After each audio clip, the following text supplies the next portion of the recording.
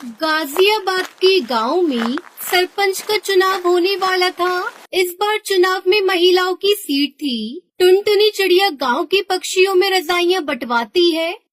टुनटुनी, ये मैं क्या सुन रहा हूँ? तू प्रधानी का चुनाव लड़ रही है? हाँ मामा, सही कहा आपने। लेकिन ये चुनाव के चक्कर अच्छे नहीं होते। ये सब तो पैसों का खेल होता है बेटा। हमारे पास तो इतने पैसे भी नहीं है। मामू, आप फिक्र मत कीजिए। मेरी कालू कौवे से बात हो गई है। वो कह रहा था कि चाहे जो भी हो जाए, जो गांव की पुरानी प्रधान सुंदरी देवी को वो प्रधान बनने नहीं देगा, क्योंकि उसने कभी गांव में किसी का भला नहीं सोचा। वो सिर्फ अपने बारे में सोचती है। बात तो तू सही कह रही है। वह जब से प्रधान बनी है, उसने आज तक किसी भी जंगल वाले की कोई मदद नहीं की। बस अपनी कोठी गाड़ियाँ यही बनाती गई है। लेकिन एक बात बता, हम पैसे कहाँ से लाएंगे? मामू, आप फिक्र मत कीजिए। कालू ने कहा है कि मुझे बस चुनाव में खड़ा होना है और आगे जाकर एक अच्छी प्रधान बनना है। बाकी सारे पैसे तो वही लगाएगा। अगर ऐसी बात है तो ठीक है, तू जरूर लड़। बस हमारे घर की इज्जत का ध्यान रखना बेटा, क्योंकि तेरे माँ बाप ने जाते समय तुझे मेरे ही हाथों में सौंपा था। आप बिल्कुल फिक्र मत कीजिए, मैं कोई गलत काम नहीं करूँगी। दूसरी तरफ कालू अपने दोस्त जग्गू कालिया के साथ खेतों में सोया होता है और वो नींद में बड़बड़ाता है। टुनटुनी प्रधान जिंदाबाद, टुनटुनी प्रधान जिंदाबाद। मामू देखो, मैंने कहा था ना, अब आप मेरा टुनटुनी से निकाह कर दीजिए। गुरुजी, आपको लगता है टुनटुनी से निकाह करना इतना आसान है? क्या उसका मामू इतनी आसानी से होने देगा? टुनटुनी प्रधानी जीतेगी और मैं तुरंत उसके मामू से टुनटुनी का हाथ मांग लूंगा। तो गुरुजी, हमें इसके लिए पूरी मेहनत करनी होगी। टुनटुनी को जिताने के लिए हमें सबसे पहले दुश्मन की सारी खबर रखनी होगी। शाम दाम दंड भेद सारे ही तरीके अपनाने होंगे। तो चलो चलते हैं गाँव में। दूसरी तरफ बबली कबूतरी अपने घर के दरवाजे पर बैठकर अपनी बहन से कहती है, मैं नहीं लड़ रही है चुनाव। तू ऐसे क्यों कह रही है? तू तो पर्चा भर के आई है। पर्चा तो भर आई हूँ, लेकिन अब सोच लिया है कि मैं कोई चुनाव नहीं लड़ूंगी। मैं अपना नाम वापस ले लूंगी। बहुत हो गया ये रोज का नाटक। कालू बाहर खड़ा होकर सब सुन रहा होता है। अगर ये चुनाव नहीं लड़ेगी तो हमारा तो बहुत नुकसान हो जाएगा। बबली प्रधान जिंदाबाद, बबली प्रधान जिंदाबाद। गुरुजी, जब आपने इसे प्रधान बोल ही दिया है तो जरूर जीत जाएगी। फिर बबली और उसकी बहन लूसी दोनों बाहर आते हैं। अरे मैं नहीं लड़ रही चुनाव, हमारे घर में तो रोज की लड़ाई है। मुझे एक बाबा ने बताया है कि बबली के घर में प्रधानी जानी चाहिए, और तू ये सोचती है कि प्रधान बन जाएगी तो घर का काम कौन करेगा? अच्छा तो ये बात है, लेकिन अगर मैं चुनाव में हार गई तो ना घर की रहूंगी ना घाट की। तू तो रही पागल की पागल। तेरा कुछ नहीं हो सकता। तेरे को बोलकर कोई फायदा नहीं। मैं जा रहा हूँ। रुक जा, इतने विश्वास के साथ बोल रहा है तो मैं जरूर लड़ूंगी चुनाव। ये हुई ना बात। अब तेरी बात में कुछ वजन लग रहा है। मुझे तेरी सीट को मजबूत करने के लिए बड़े काम करने हैं। तू जल्दी से जा और 25,000 लेकर आ। 25,000 किस बात के? जो तेरे खिलाफ है उनको पैसे देकर ही तो तेरी तरफ करना होगा। मैं क्यों दूं पैसे? एक तरफ तो तू कह रहा है कि बाबा ने तुझे बताया है कि मैं ही चुनाव जीतूंगी, फिर तू पैसे क्यों मांग रहा है? बाबा ने ये भी बताया है कि तेरे दुश्मन पैसों से बड़े ताकतवर हैं और वे पैसे खर्च करके तुझे हराने की पूरी कोशिश करेंगे। अगर ऐसी बात है तो मैं पैसों में आग लगा दूंगी। अभी लेकर आती हूँ पैसे। बबली कबूतरी कालू को पैसे दे देती है। बबली प्रधान जिंदाबाद, जिंदाबाद, जिंदाबाद। अपने लिए 5-6 अच्छे सूट बनवा ले चुनाव के प्रचार में जाने के लिए। बाकी तेरे पोस्टर मैं बनवा दूंगा, उसके लिए पैसे अलग से दे दे मुझे। अलग से कैसे पैसे? 25,000 की जगह 30,000 दिए हैं। ठीक है, पोस्टर के खर्चे का बाद में देख लेंगे। अब मुझे बहुत काम करना है, जाने दो। बबली प्रधान जिंदाबाद, जिंदाबाद, जिंदाबाद। बबली प्रधान जिंदाबाद करते हुए वो वहाँ से आगे निकल पड़ता है। कालू पूरा माहौल बना देगा, तुझे प्रधान भी बनवा देगा। गुरुजी, कमाल हो गया। 1 मिनट में 30,000। चलो सुंदरी प्रधान के घर। सुंदरी प्रधान जिंदाबाद, जिंदाबाद, जिंदाबाद। सुंदरी प्रधान जिंदाबाद। सुंदरी प्रधान जिंदाबाद करते हुए वो दोनों सुंदरी प्रधान के घर पहुंच जाते हैं। मेरे टक्कर का इस पूरे गांव में कोई नहीं है। प्रधानी का चुनाव तो मैं ही जीतूंगी। हाँ सुंदरी प्रधान, तुम बिल्कुल ही सही कह रही हो, तुम ही जीतोगी। मैं तो स्कूल में खड़ा होकर सारे वोट तुम्हारे ही नाम पर डलवाऊंगा। मेरा बस चले तो सबको भगाकर खुद ही तुम्हारे नाम पर वोट डाल दूं। कालू, तू याद रखना मुझे। इसमें याद वाली क्या बात है? मेरे दादा परदादा, इसके दादा परदादा सब हमेशा से ही तेरे साथ हैं। बस कालू, तूने कह दिया तेरा साथ है तो आधा चुनाव तो मैं अभी जीत गई। अब तू एक काम कर, थोड़े कंबल ले जा और गांव में बंटवा दे। सुंदरी प्रधान, हम ऐसे ही किसी के पास नहीं जाते, और किसी के साथ खड़े हो गए तो उसे जिताकर ही छोड़ेंगे। सही कहा ना चक्कू कालिया? तो बोलो सुंदरी प्रधान जिंदाबाद। बस तुम तो अपनी प्रधानी पक्की समझो। वैसे तो मुझे खुद पर पूरा विश्वास है। अब तुमने कह दिया तो विश्वास और पक्का हो गया। अरे हम जो बताने आए थे वो तो भूल ही गए। मेरे पास बबली आई थी नोटों की थैली लेकर। हमने वो पैसे नहीं लिए। जब उसको वोट ही नहीं देना है तो थैली क्यों लेना है? अच्छा किया। अगर तेरा समर्थन मिल गया कालू, तो मुझे हराने वाला कोई नहीं है। तुझे समर्थन चाहिए या वोट चाहिए? बस समर्थन तो हम तेरे लिए ले ही आएंगे, और जो वोट नहीं देगा उसे खिला पिला कर तेरी तरफ कर देंगे।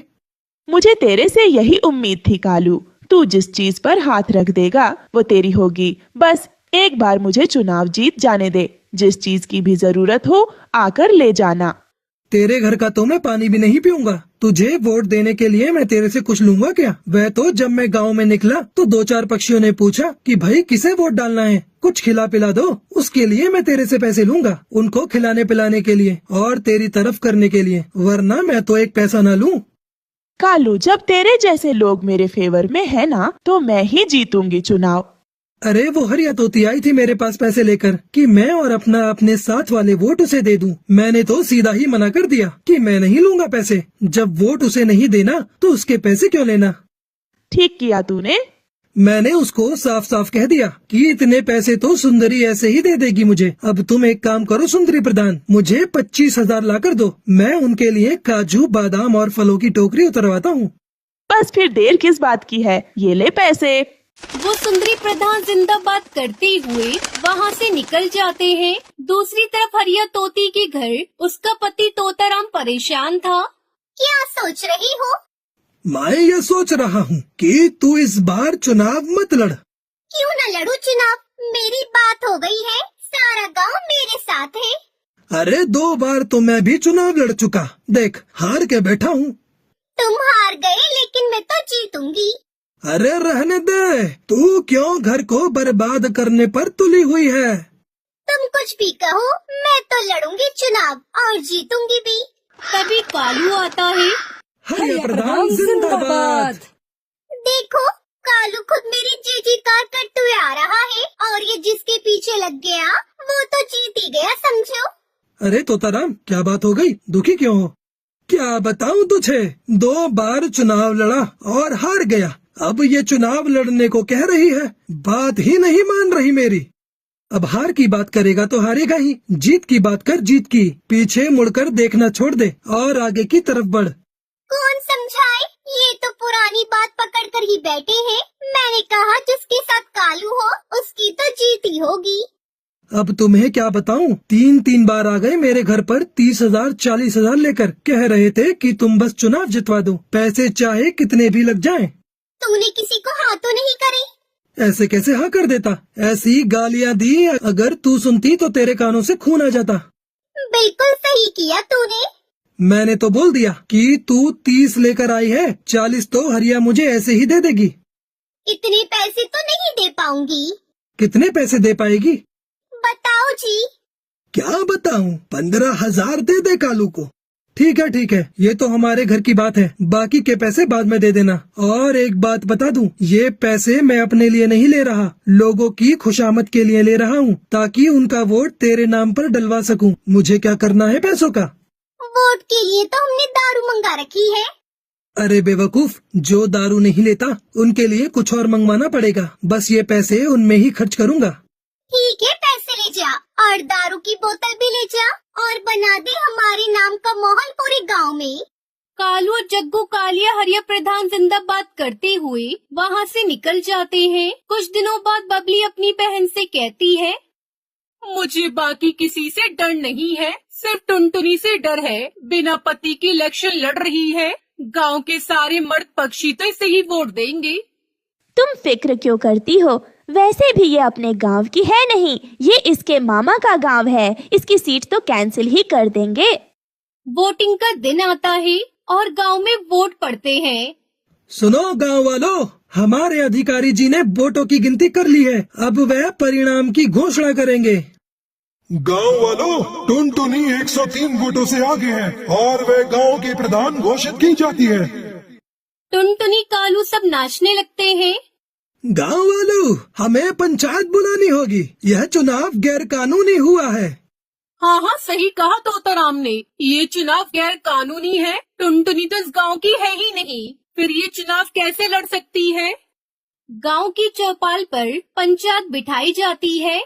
गांव वालों, तोताराम का ये कहना है कि टुनटुनी इस गांव में गलत तरीके से चुनाव जीती है, क्योंकि वह इस गांव की है ही नहीं, इसलिए चुनाव दोबारा होंगे। क्यों होगा दोबारा चुनाव? मैं प्रधान बनी हूँ, मुझे जिताने वाले गांव के पक्षी ही है। हम पागल हैं जो हमने चुनाव के लिए 10 बीघा जमीन बेच दी। मैंने कोई गैर कानूनी तरीका नहीं अपनाया है। चुनाव लड़ने जीतने के लिए मैं इस गांव की हूँ। मेरा निकाह इस गांव में हुआ है और इस हिसाब से मैं यहाँ चुनाव लड़ सकती हूँ। किसके साथ हुआ है तेरा निकाह? हमें भी तो बता। कालू से हुआ है मेरा निकाह, मैं झूठ नहीं बोल रही। गांव वालों, मेरी बात सुनो। ये चुनाव सही तरीके से हुआ है, क्योंकि प्रधान बनने के बाद किसी को अपनी कोठी बनवानी थी, किसी को फॉर्च्यूनर खरीदनी थी, तो किसी को अपनी बेटी की शादी करनी थी। सबको सिर्फ अपने बारे में ही फिक्र थी। गांव की भलाई की तो किसी को पड़ी ही नहीं थी। इसलिए मैंने इस गांव की भलाई के लिए टुनटुनी से निकाह किया। सबके सामने बोलता हूँ, ये गांव का काम करेगी और विकास भी करेगी। अगर ऐसा नहीं हुआ तो मैं खुद टुनटुनी से उसका इस्तीफा दिलवाऊंगा। गांव वालों, मैं यहाँ पर बड़ी हुई हूँ, लेकिन मैंने हमेशा आप सबको गांव की टूटी सड़कों की वजह से परेशान होता हुआ देखा है। इस गांव में 5वीं क्लास के बाद कोई स्कूल नहीं होने की वजह से बच्चों को इतनी दूर पढ़ाई करने के लिए दूसरे गांव में उड़ता हुआ देखा है।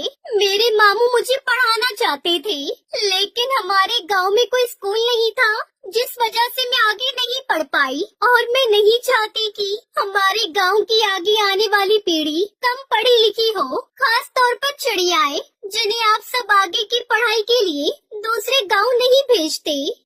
गांव के सभी पक्षी कालू और टुनटुनी के लिए ताली बजाने लगते हैं और इस तरह टुनटुनी चिड़िया जंगल के प्रधान बन जाती है और कालू की टुनटुनी से शादी हो जाती है।